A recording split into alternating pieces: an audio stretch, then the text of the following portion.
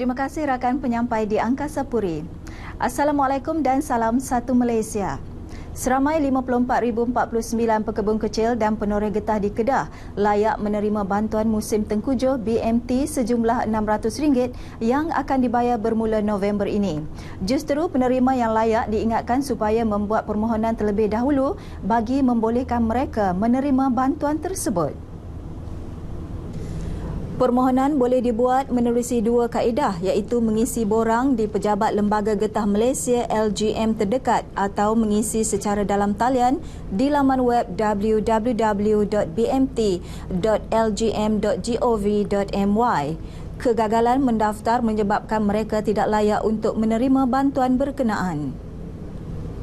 Dan saya nasihatkan mereka supaya mendaftar. Kita dekat 4G tu, yang hijau tu.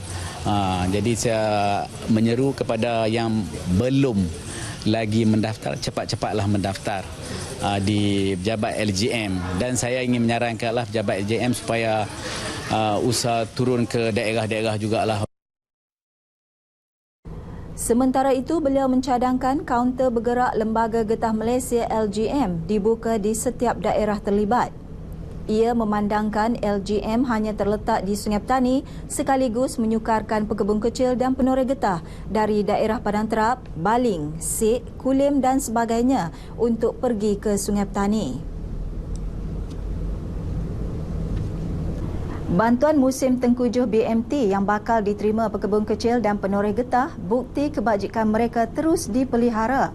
Rata-rata mereka yang ditemui berkata pemberian BMT antara pelbagai jenis bantuan yang diberikan oleh kerajaan untuk meringankan beban golongan itu. 5 hari saya dikutip boleh pokok orang boleh orang 150 anak sekolah lagi. Memang tak cukup lah. Tak apa nak cukup dah. Pasal anak yang tak rumah habis dah. Untuk saya sekolah seorang dah. Ni kalau hujan tu hari-hari ni macam mana awak? Hujan tu hari-hari je. Hujan apa yang ada. Risau tak? Risau tak bila hujan tu?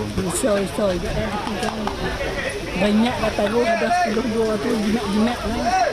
Saya rasa itu satu inisiatif yang berhormat Perdana Menteri kerana dengan bantuan yang diberi tersebut saya rasa dapat meringankanlah sebuah sedikit kesusahan rakyat yang kita rasa selama ini terbebanlah dengan kenaikan-kenaikan minyak dan lain-lain. Jadi itulah yang terbaik. Saya mengucapkan ribuan terima kasih di atas pengumuman PM kepada bantuan kepada pekebun kecil dan penoreh-penoreh yang terkena musibah musim tengkujuh. Kerana ia dapat meringankan beban penoreh-penoreh dan pekebun-pekebun kecil di daerah ini. BMT diumumkan Perdana Menteri Datuk Seri Najib Tun Razak pada pembentangan bajet 2017 yang lalu menerusi peruntukan RM261 juta. Bayaran RM200 sebulan akan diberi kepada pekebun kecil dan penoreh getah yang layak bermula November dan Disember 2017 serta Januari 2018. Sudah jatuh ditimpa tangga, itu yang dapat digambarkan mengenai kehidupan seorang ibu tunggal, Cik Liah Muhammad Nur bersama 4 orang anaknya di Kampung Pong, Padang Sanai dekat Kuala Nerang. Selain kudratnya yang semakin terbatas akibat penyakit diabetes dan darah tinggi, suami tempat bergantung harap pula pergi menghadap Ilahi kira-kira 3 tahun lalu. Cik Liah mengidap penyakit kencing manis dan darah tinggi sejak 11 tahun lalu hingga mengakibatkan pergerakannya terbatas dan tidak dapat melakukan pekerjaan yang boleh menjana pendapatan bagi mereka sekeluarga. Dugaan terus menimpa Cik Liah sekeluarga apabila suaminya, Baharum Yaakob, meninggal dunia pada 2015. 4 orang anaknya yang berusia 11 hingga 23 tahun tidak bekerja dan masih belajar. Cik Liah hanya mengharap bantuan bulanan RM100 daripada Jabatan Kebajikan Masyarakat JKM selain bantuan sanak saudara dan jiran bagi menyara kehidupan mereka sekeluarga. Nak bayar ni. Ingat tak ada duit tu payah lah, susah lah nak kena duk minta orang, segan nak berhutang ke orang pun segan. Kadang anak bersekolah pun tak ada duit.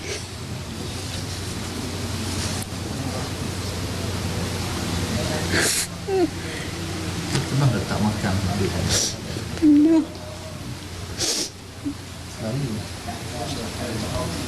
Tak selalulah, kadang-kadang tak ada duit langsung masak nasi ya, goreng.